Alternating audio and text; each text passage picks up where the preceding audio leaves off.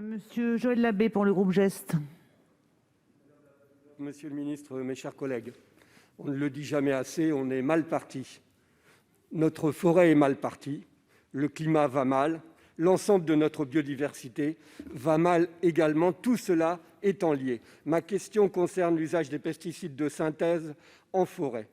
Vous le savez, monsieur le ministre, 40 pesticides sont encore autorisés en forêt et parmi eux, le glyphosate. Nous arrivons aujourd'hui presque jour pour jour à échéance du délai sur lequel le président de la République s'était engagé pour la sortie du glyphosate en novembre 2017. Au fil des mois, la mise en œuvre de cette promesse semble toujours plus floue. On pourrait, dans ce contexte, imaginer la sortie des pesticides en forêt constitue pour vous, monsieur le ministre, une priorité.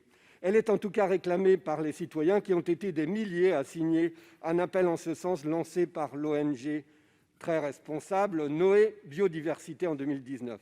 En effet, les forêts sont des espaces de production, mais aussi de réserves de biodiversité, les uns et les autres l'ont dit, et des lieux de promenade qu'il faut préserver des pollutions.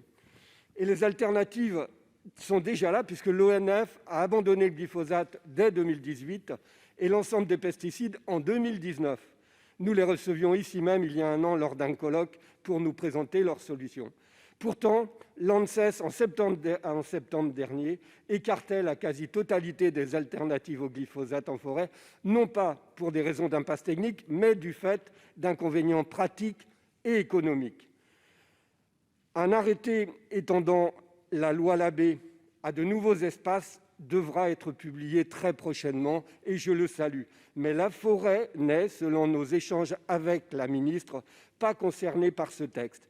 Il permettrait pourtant d'agir dès maintenant. Alors, monsieur le ministre, pouvez-vous vous engager pour une sortie rapide du glyphosate et des produits phytosanitaires en forêt? Je vous remercie.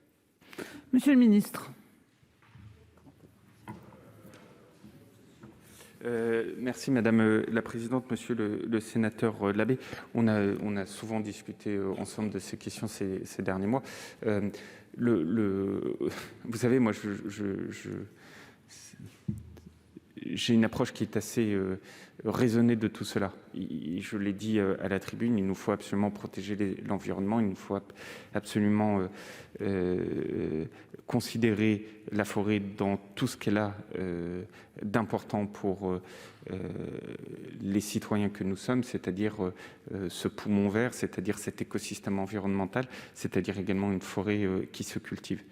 Et donc face à ça, on a demandé à l'ANSES, qui est une autorité indépendante et à mes yeux la plus à même de déterminer les usages ici ou là, d'établir les autorisations de mise sur le marché, qui ne sont pas signées par le ministre, qui sont données par cette agence, et y compris dans le milieu forestier. Et vous l'avez vu, dans le cadre du point et du bilan de l'usage des produits phytosanitaires que nous avons présenté il y a quelques jours, l'ANSES a été très clair sur l'utilisation du glyphosate en forêt, en limitant significativement tous les usages, modulo quelques points spécifiques lorsqu'il n'y a pas d'alternative, et conformément à une analyse qui n'est pas une analyse économique qu'ils ont fait, qui est une analyse holistique prenant en compte l'ensemble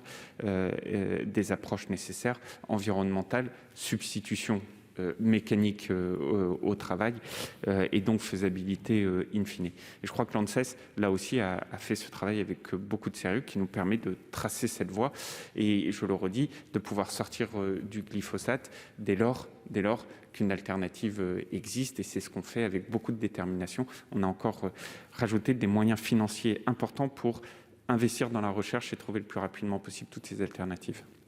Monsieur Labbé, il vous reste 30 secondes pour répliquer. Merci Madame la Présidente, Monsieur le Ministre. Je ne voulais pas mettre en cause le sérieux de l'ANSES, mais quand même, ce n'est pas pour des raisons d'impasse technique qu'ils ont pris leur décision, mais d'inconvénients pratiques et économiques, vous pourrez le vérifier. En fait, derrière l'usage des pesticides en forêt, c'est tout un modèle d'industrialisation excessive des pratiques en forêt, comme on peut le retrouver en agriculture d'ailleurs.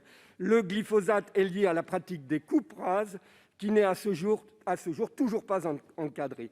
Cette industrialisation, dans un contexte de chute de la biodiversité et du réchauffement climatique, est dangereuse. L'abandon du glyphosate et des produits phytosanitaires en forêt est possible et souhaitable. Je vous remercie, madame la présidente.